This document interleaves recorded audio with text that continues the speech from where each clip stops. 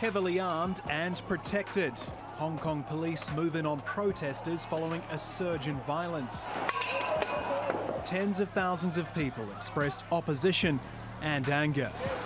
As protesters wrestled with police roadblocks, they created a logistical one for Hong Kong's lawmakers. The second reading of an extradition bill having to be delayed as demonstrators prevented access to the Legislative Council. At first, we thought the march might have some power to voice out to the government, but this act is actually showing that they did nothing. They don't care about our voices. It's really sad. The latest round of protests follows one of the biggest demonstrations in Hong Kong's history. On Sunday, more than 1 million people voiced opposition to a proposed law they feel erodes freedoms guaranteed to them during the 1997 handover from Britain to China. On Wednesday, riot police warned protesters to retreat, but it didn't stop them from storming roads near government buildings, creating traffic chaos. It was significant enough to prompt government officials to tell their own staff not to travel into work at all, and the council's chamber stayed empty. Protesters had a message for the territory's chief executive. We have many ways to protect Hong Kong. We can sing, we can dance, we can clap our hands to be heard. I hope Carrie Lam can stop Hong Kong people from suffering. Many protesters are pushing for peaceful demonstrations, but police are warning swift action will be taken against those whose anger boils over. The force will not tolerate any kind of violence or the incitement of the use of violence in public order events. We will take regular action, we will investigate, and we will make arrests and charge the culprit as far as we could. Opposition lawmaker Wu Chi-wai was among those rallying the crowd, but he also urged demonstrators not to resort to violence. We only want to paralyze the Legislative Council, so please don't rush in. Don't get beaten up. While protesters may be able to claim a victory with the delay in the bill's second reading, it continues to have the backing of the mostly pro-Beijing legislature. So whatever the outcome, it will test not only China's influence, but also Hong Kong's independence. Jacob Brown, TRT World.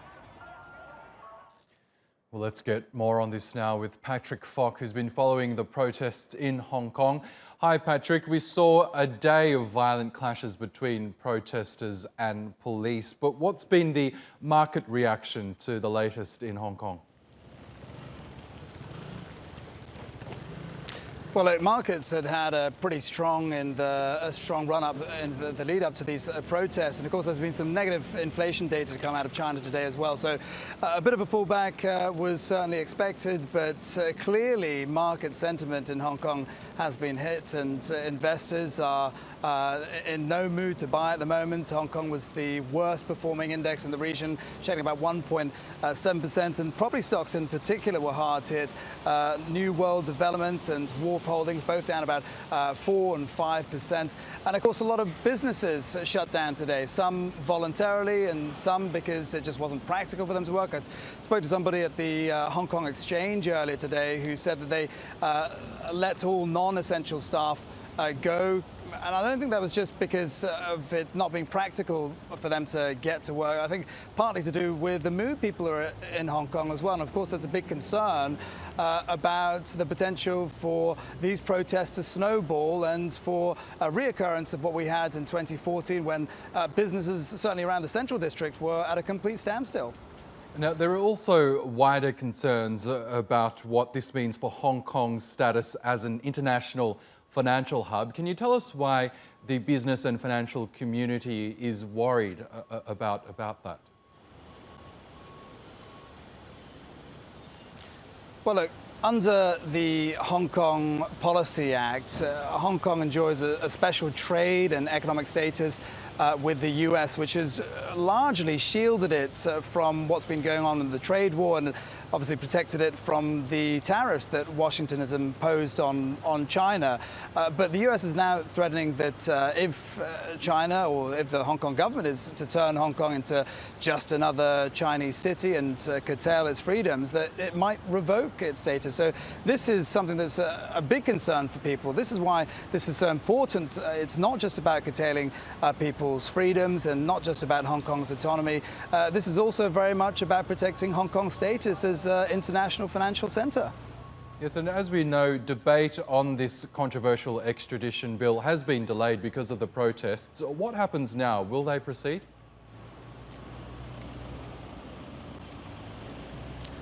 Well, it certainly seems as though they will, because the government has made it very clear that they intend to move ahead with them. But as you say, the second reading was postponed. There hasn't been any detail now about what happens next.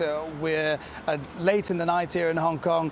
These crowds are just beginning to disperse. It's also started raining really quite heavily, so that might move some of the protesters away, and perhaps the government might take the opportunity when they can to push ahead with this second reading. But it's very difficult to say if that's going to happen, and of course a lot of people here want to remain outside and prevent that from taking place.